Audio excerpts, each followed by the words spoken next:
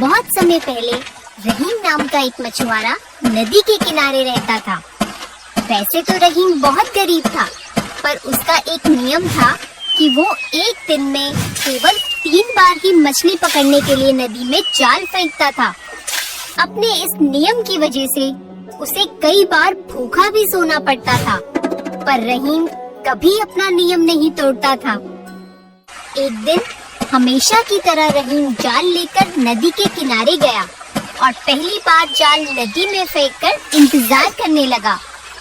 कुछ देर बाद उसने जाल बाहर खींचा तो देखा कि जाल में कंकड़ पत्थर के अलावा और कुछ नहीं था। कोई बात नहीं, एक बार और जाल फेंकता हूँ। इस बार जरूर कुछ मछलियाँ जाल में फंसेंगी। ऐसा कहकर उसने दूसरी बार जाल नदी में फेंका। कुछ देर बाद उसे जाल कुछ भारी महसूस होने लगा। लगता है बहुत सारी मछलियाँ फंसी हैं। ये सोचकर वो खुशी खुशी जाल अपनी तरफ खींचने लगा। जैसे जैसे जाल उसके पास आ रहा था, उसकी खुशी बढ़ती जा रही थी। आज मैं पेट भर कर खाना खाऊंगा। पर जैसे ही जाल नदी से पूरी तरह निकलकर सामने आया, तो उसने देखा कि जाल में एक भी मछली नहीं थी। पूरा जाल पत्थरों से भरा हुआ था। ये देखकर वो बहुत निराश हुआ और कहने लगा, अगर खुदा ने चाहा तो इस बार कोई ना कोई मछली जरूर फंसेगी जाल में। ऐसा कहकर उसने तीसरी और आखिरी बार जाल नदी में फेंका। कुछ देर बाद उसे फिर से जाल कुछ भारी महसूस हुआ, पर इस बार वो बिल्कुल खुश नहीं हुआ और बोला, खुश होने से पहले मुझे देख लेना चाहिए कि जाल में फंसा क्या है। उसने जाल धीरे धीरे अपनी तरफ खींचना शुरू किया। जब जाल पूरी तरह पानी से बाहर आ गया, तो उसने देखा कि जाल में कुछ पत्थर और पीतल के एक पुराने चिराग के अलावा कुछ नहीं है। ये देखकर वो बहुत दुखी हुआ और बोला, अगर खुदा चाहता है कि आज मैं भूखा रहूं, तो यही सही। तभी उसकी नजर जाल में फंसे पुराने चिराग पर पड़ी। उसने चिराग को अपने हाथों में लिया और उसे देखने लगा। ये चिराग तो बहुत पुराना लगता है, इसके अंदर क्या है? ऐसा कहकर उसने जैसे ही चिराग का ढक्कन हटाया, चिराग में से धुआं निकलने लगा और फिर एक बहुत विशालकाय जिन चिराग से निकला और रहीम से कहने लगा, तुमने मुझे इस चिराग से आजाद किया है, इसलिए आज से मैं तुम्हारा सेवक हूँ। तुम जो कहोगे मैं वो करूँगा।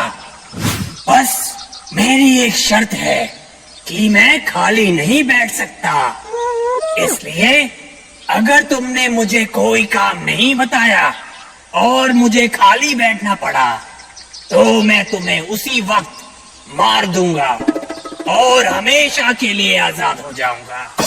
और अगर मैंने तुम्हें खाली नहीं बैठने दिया तो मैं सारी जिंदगी तुम्हारा गुलाम बनकर रहूंगा। ये जिन तो बहुत काम का लगता है।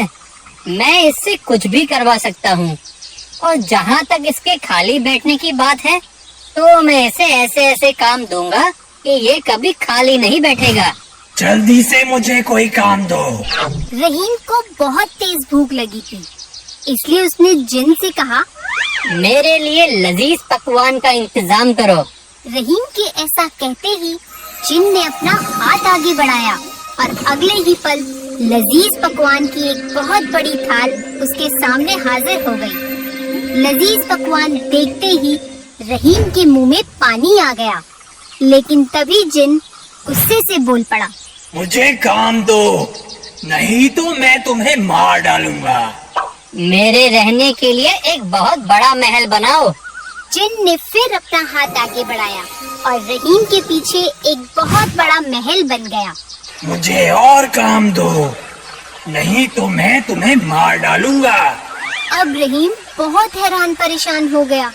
वो सोचने लगा, अगर ऐसे ही ये बड़े बड़े काम चुटकियों में करता रहा, तो आज नहीं तो कल मैं जरूर इसके हाथों मारा जाऊंगा। मुझे इसे कुछ ऐसा काम देना चाहिए जिसमें ये उलझा रहे। जल्दी से मुझे काम दो, नहीं तो मैं तुम्हें मार डालूंगा। अचानक रहीम को एक तरकीब सूझी। उसने मुस्कुराकर जिन से कहा, अच्छा तो एक काम करो, तुम सीढ़ियाँ बनाओ जो महल की छत तक जाती हो। जिन ने अपना हाथ आगे बढ़ाया और पलक झपकते ही महल की छत तक सीढ़ियाँ बन गई। मुझे और काम बताओ, नहीं तो मैं तुम्हें मारकर आजाद हो जाऊंगा। अब तुम इन सीढ़ियों से ऊपर जाओ और नीचे आओ। इस तरह सीढ़ियाँ उतरते चढ़ते रहो और जब तक मैं तुम्हें दोबारा नहीं बुलाऊं मेरे पास मत आना। ये सुनते ही जिन का मुंह लटक गया। वो समझ गया कि अब वो कभी आजाद नहीं हो पाएगा। दूसरी तरफ रहीम खुश था। अब उसके पास रहने के लिए इतना बड़ा महल था और काम करवाने के लिए एक गुलाम जिन। उसे जब भी जिन से कुछ काम होता वो उसे सीढ़ियों से बुलाकर अपना काम करवाता और काम होने के बाद उसे वापस सीढ़ियाँ चढ़ने उतरने के लिए कह देता। तो बच्चों, इस कहानी से हमें ये शिक्षा मिलती है कि जिस तरह चीनी कड़वी से कड़वी चीज को मीठा कर सकती है, उसी तरह समझदारी बड़ी से बड़ी मुसीबत को फायदे में बदल सकती है। इसलिए हमें हमेशा अपनी समझ से काम लेना चाहिए। दोस्तों, अगर आपको ये वीडियो पसंद आया हो तो इसे लाइक करें, चैनल सब्सक्राइब करें और हमारे कार्टून शोज सबसे पहले देखने के लिए बेल आइकन दबाना ना भूलें।